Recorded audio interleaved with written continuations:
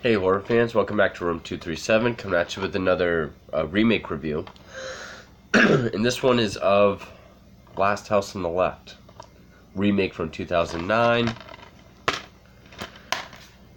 And I have to say, I do enjoy this movie. I mean, for what it is. I've always actually favored it over the original. But after rewatching the original recently, which was when I did my review, whenever that was, because I used to not like this movie, just for various reasons. You can watch my review for that. I saw this one first. I had always heard the term or the name Last House on the Left. I think I saw this around 2011. I was living with a friend of mine and his girlfriend at the time. They had it, and I always assumed it was like a haunted house movie because a lot of those were coming out at the time. And they were watching it, and I was like, oh, was this a stupid ghost movie? They're like, no, not at all. So then I sat down and watched it. And I think this was the first time I had seen, like, a full-on rape scene. Because this was before I saw, obviously, the original, before I saw I Spit on Your Grave. Closest thing was probably The Hills Have Eyes, and even that isn't, like, in your face like this one is. I sort of liked the idea of how, people do something horrible to someone, and by chance they seek refuge at, the home of her family.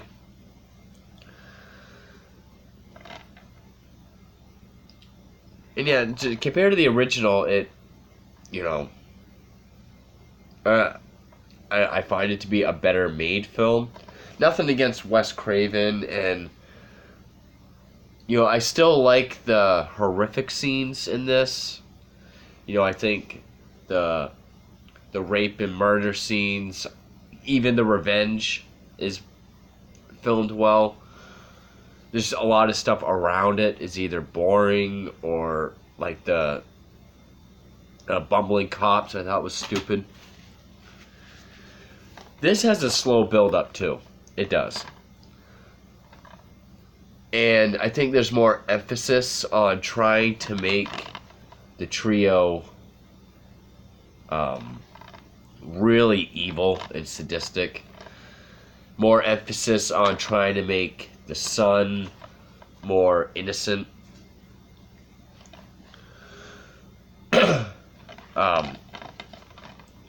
So pretty much, who's the girl?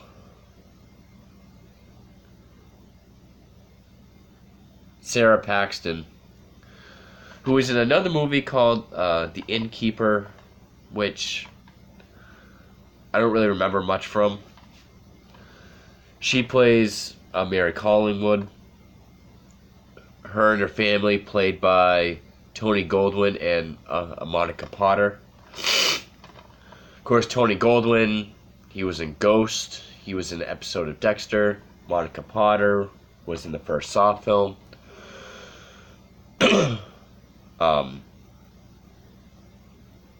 What was that other one she was in that I saw recently from like the 90s?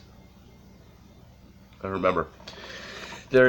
It's not actually their house, it's like their vacation house. And actually it opens up with the I have to look up who it is. I don't remember his name. Garret Dillahunt plays Krug. He's being transported or arrested by these cops, so then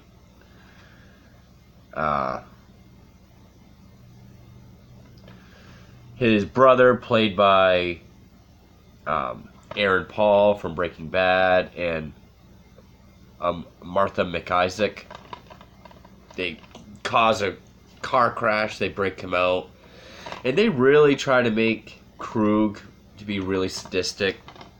Again, probably because David Hess was such a strong presence in the original, and he was sort of the same character in House on the Edge of the Park.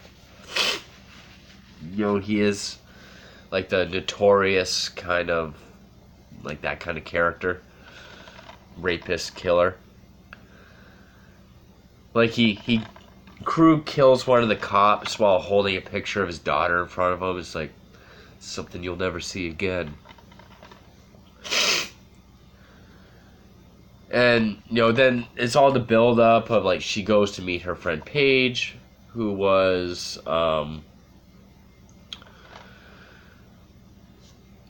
she was one of the girls in Superbad. She was Emma Stone's friend in Superbad. They want to buy some weed, so this kid, Spencer Treat Clark, who was the younger brother on a Mystic River, he takes them back to their hotel room. They get a little flirty. They smoke some weed. And then the trio comes in, and that's when everything ensues.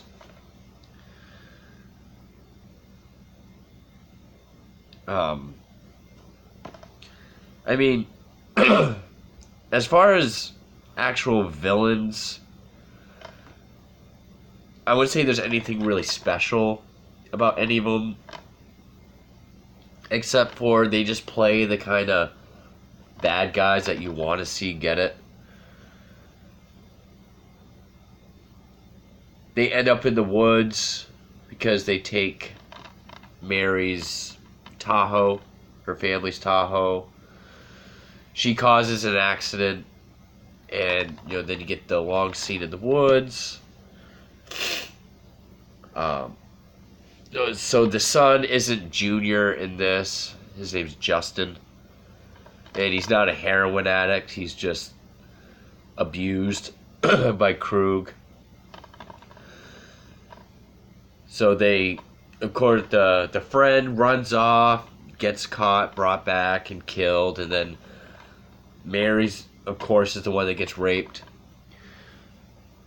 Krug tries to get Justin to rape her to make a man out of him, but he can't, or he won't. So Krug rapes her, and the rape scene in this is very extensive. You know, I guess the MPAA made him trim it down by at least a minute to receive an R rating.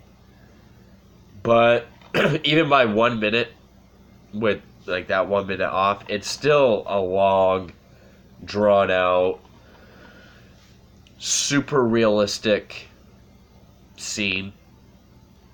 In fact, I think that was one of the things that was said. I think this was one of the first, at least Hollywood movies, I guess, to really show rape in that great detail and attention to the horror and everything. And yeah, it is pretty fucking horrific. And then she tries to get away and swim. Of course, the big difference being she lives in this one. Because at the beginning of the film, it shows her swimming and timing herself, so she's a swimmer. Then they end up at her parents' house, and there is one scene that always makes me kind of laugh, and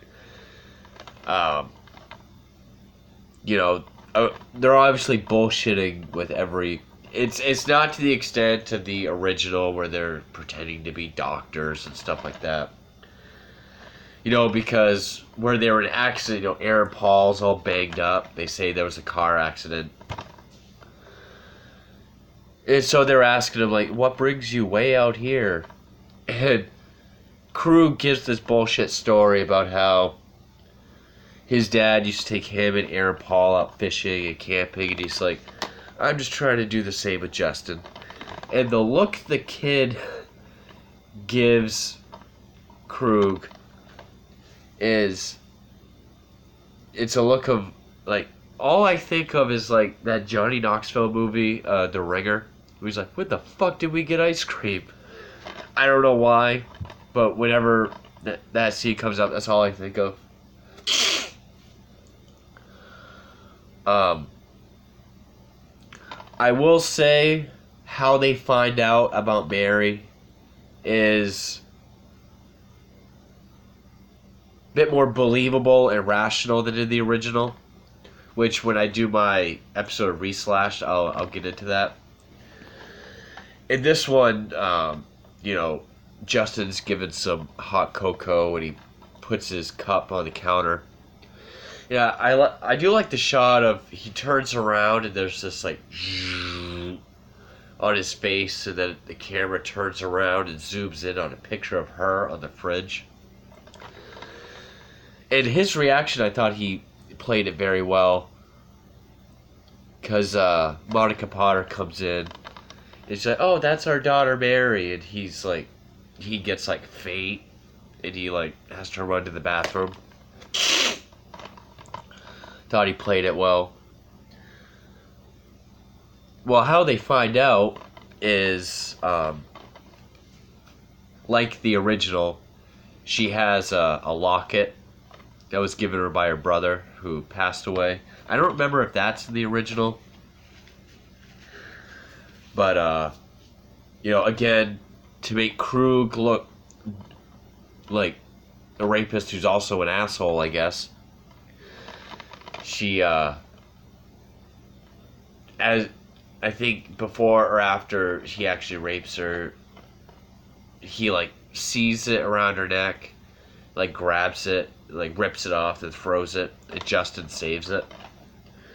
He wraps the chain around his cup, and that's around that time they find her outside, and they put it together, and that's when they decide to fight back.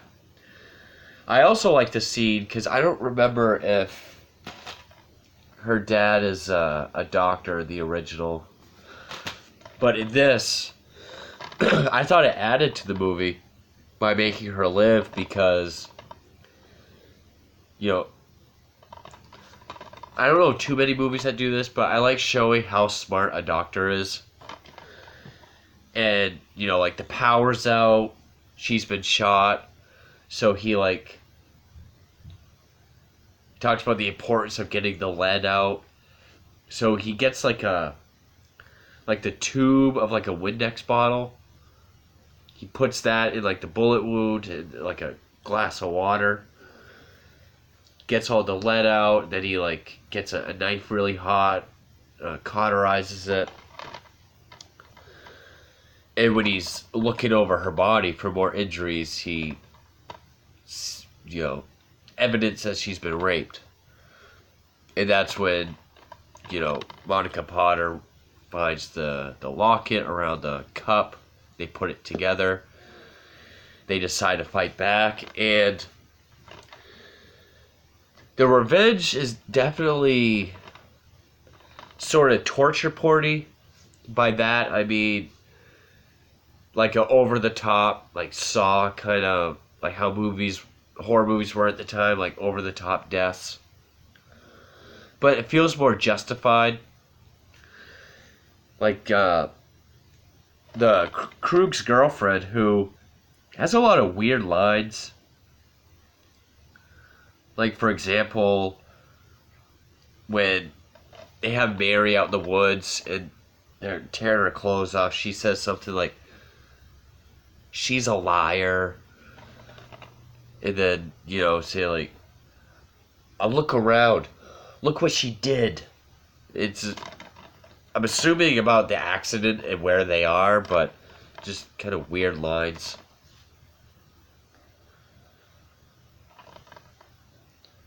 She definitely seems more vindictive and angry, whereas the girlfriend in the original was just kind of crazy.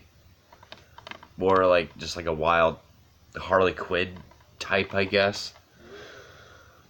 I mean, She gets shot in the eye quick, out of the way. But the first one to get it is Aaron Paul. And,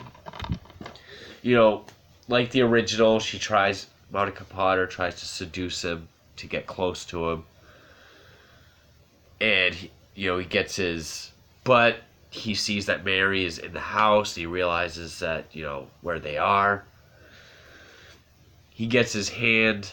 Well, they try drowning him in the sink. And when he takes the plug out, they hit the disposal, and his arm gets chewed up. They drive a hammer through his head. And then there's, the long thing with Krug where, they just trash the fucking house fighting. Because at the beginning of the film, Monica Potter's brother, I guess, stayed at the house, and the dad is worried that he trashed it, because I guess he's a partier.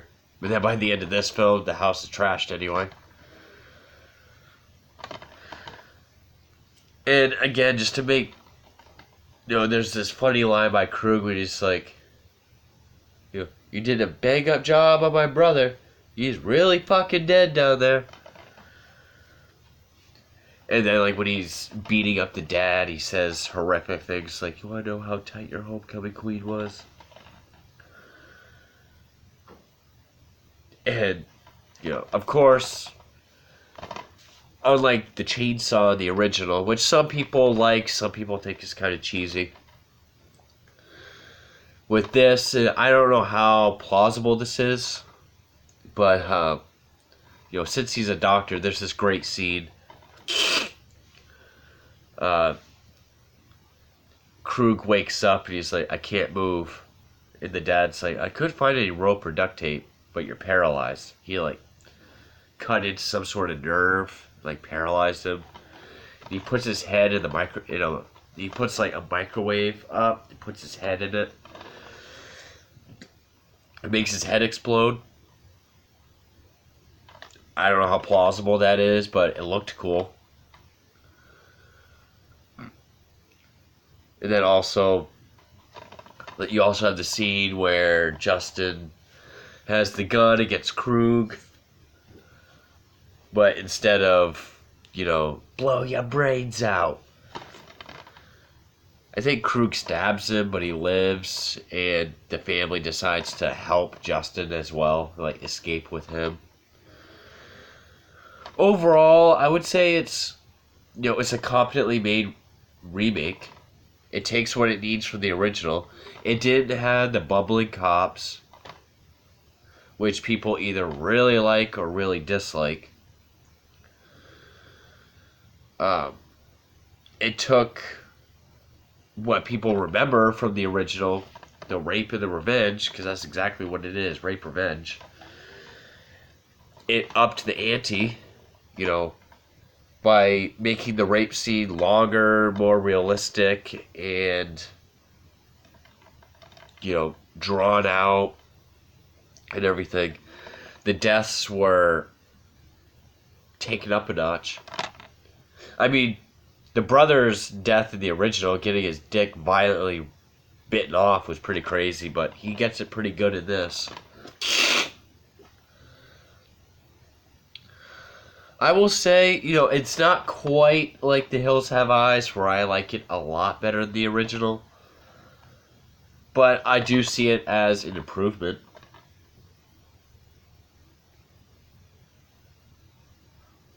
But at the same time, I don't know. I do enjoy this as much as one can enjoy. I thought it was well made. It did what it tried to do, be a rape revenge film. Both were done, horrifically and well made. So yeah. I actually like it more than the original.